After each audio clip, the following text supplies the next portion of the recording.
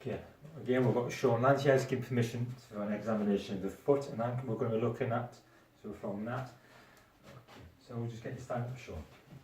If any patient first comes in with regards to your foot and ankle condition, it's quite important, very important to see what the gait's like and how they actually walk, especially in athletes who don't become with sort of tendinopathy problems and ankle problems.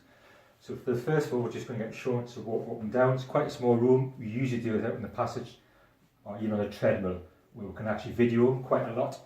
We can actually start to see what his gait's like.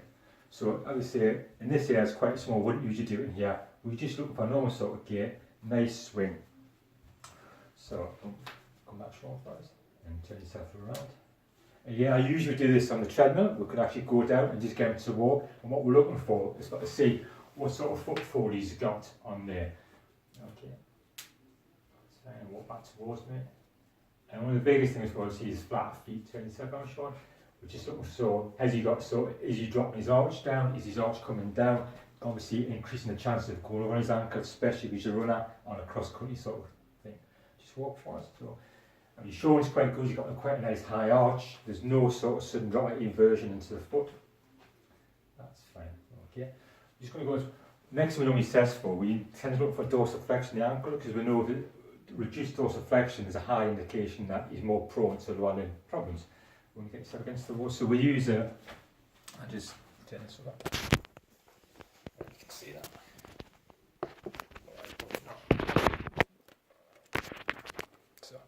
So one of the things we use, which you want me to see, when you sit yourself back on the bench, is the dorsal test against the wall. Where we get Sean to go against the wall, we'll look at how much dorsiflexion he's got his ankle, we'll contact this camera, and we'll look for 5 centimetres, a minimum 5 inches. We'd expect of dorsiflexion where he's using his knee up against the wall. Anything less than that would be a bit more concerned that he could cause more potential problems. Okay. And again, with every athlete, ask them what the problem is, where the pain is, and how come it all came on in the first place. That gives you a high indication of what you're kind of looking for. Okay. So, swing yourself around, Sean.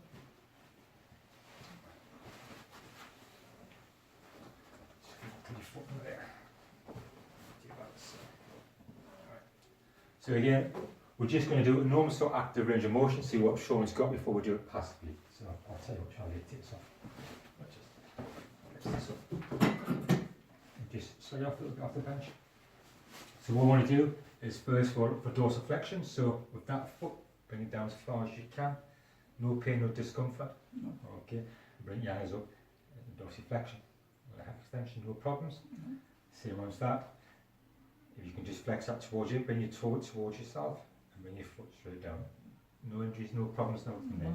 Okay. So we're just going to go through a sort of passive range of motion now. So it's an active range of motion, let's see.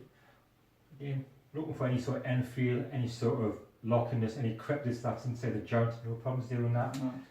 Again,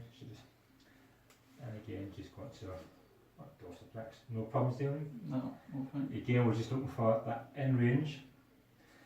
And we're just going to go adduction. Again, you're looking for any sort of pain on the malleolus, if he's got any sort of laxity in the tendons, any abnormal movement, no pain at all. No, good. Again, quite good movement. A bit of distraction work to see, sort of any kind of distraction, no, whatsoever. No. And again, on compression, no problems at all. No. And again, you just do both foot, do a comparative to see. So again, you're just going to go adduction and abduction, make sure there's no crepitus as well. Okay. Again, distraction and compression. Okay. Again, you can just look around, just a general sort of mobility. Tarsals.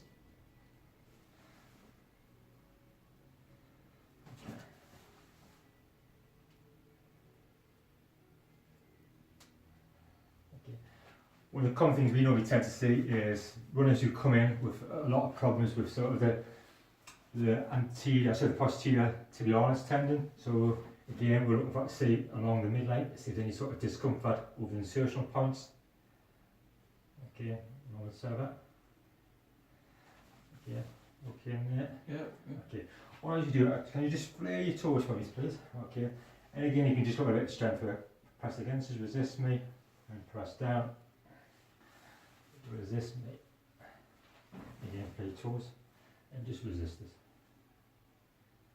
Okay. Just put your foot there first, just bend your foot. And again, you're just looking for that sort of joint play.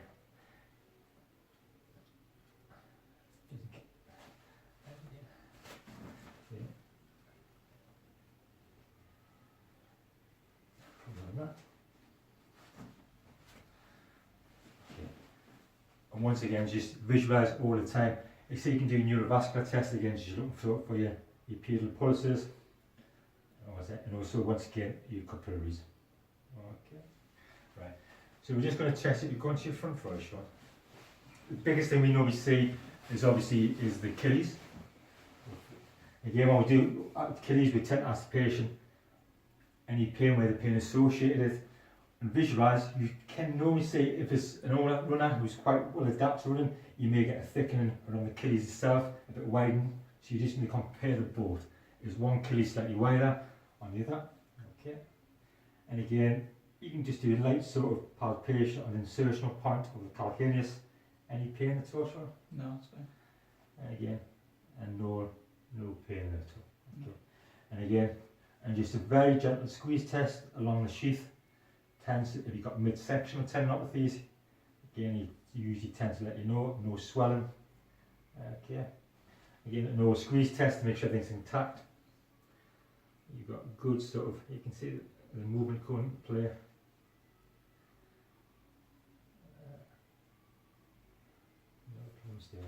One test we didn't normally do at the start is when we get the patient to stand on one leg to see if the arch does drop or you can maintain that sort of that arch.